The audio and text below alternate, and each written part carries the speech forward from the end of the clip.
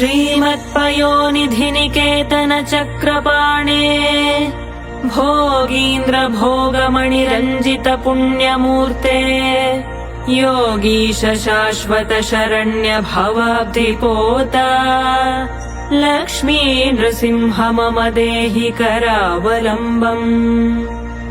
ब्रह्मेन्द्र रुद्र मरुदर्क किरीट कोटि संघट्टिताङ्घ्रि कमलामलकान्तिकान्त लक्ष्मीलसत्कुच सरोरुह राजहंस लक्ष्मी नृसिंह मम देहि करावलम्बम्।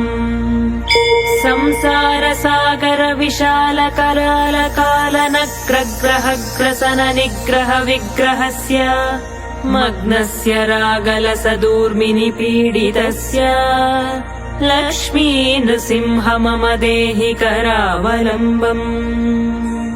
संसार घोर गहने चरतो मुरारे मारोग्र भीकर मृग प्रवरार्धितस्य आर्तस्य मत्सर निदाघ निपीडितस्य लक्ष्मी नृसिंह मम देहि करावलम्बम्।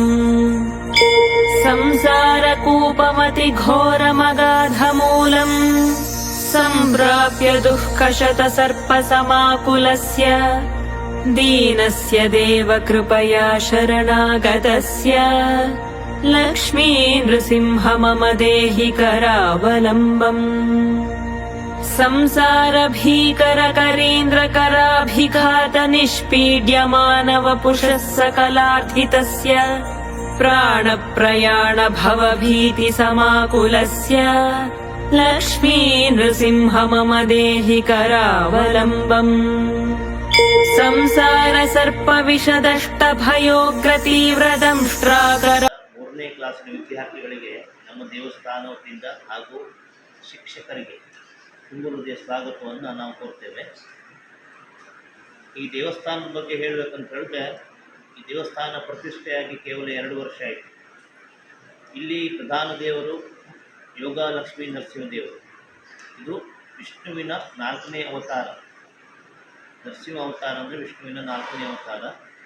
ಹಾಗೂ ಸಪರಿವಾರ ದೇವರಾದಂಥ ಮುಖ್ಯ ಪ್ರಾಣದೇವರು, ರುದ್ರದೇವರು, ಮಹಾಗಣಪತಿ ದೇವರು ಮತ್ತು ಗರುಡ ದೇವರು ಈ ಸ್ಥಾನದ ಪರಿವಾರ ದೇವರು. ಹಾಗೆ ಪಕ್ಕದಲ್ಲಿರುವಂಥ ನಾಗರು, ಯಕ್ಷಿಣಿ, ಮಹಾಸತಿ ಹೇಗೆ ಇನ್ನಿತರ ಪರಿವಾರ ದೇವತೆಗಳಿಂದ ಒಳಗೊಂಡಿದೆ. ದೇವಸ್ಥಾನ ಅತಿ ಪುರಾತನ ಇತಿಹಾಸ ಇದ್ದಂಥ ದೇವಸ್ಥಾನ. ಏನೋ ಕಾಲಾಂತರದಲ್ಲಿ ಅದು ಕಾಲಗರ್ಭದಲ್ಲಿ ಮರೆಯಾದಂಥ ದೇವಸ್ಥಾನ ಪುನಃ ಈಗ ಪುನರುತ್ಥಾನ ಆಗಿ 2024 ಮಾರ್ಚ್ ತಿಂಗಳಲ್ಲಿ ಪ್ರತಿಷ್ಠೆ ಆಯಿತು. ನೀವೆಲ್ಲ ಇಲ್ಲಿ ಬಂದಿದ್ದೀರಿ, ದೇವಸ್ಥಾನವನ್ನು ನೋಡಬೇಕು, ದೇವಸ್ಥಾನದ ಸೌಂದರ್ಯ ಸವಿಬೇಕು, ದೇವರನ್ನು ನೋಡಬೇಕು ಅನ್ನೋದ. ಹಾಗಾಗಿ ನಮಗೆಲ್ಲ ತುಂಬ ಸಂತೋಷ ಆಗ್ತದೆ.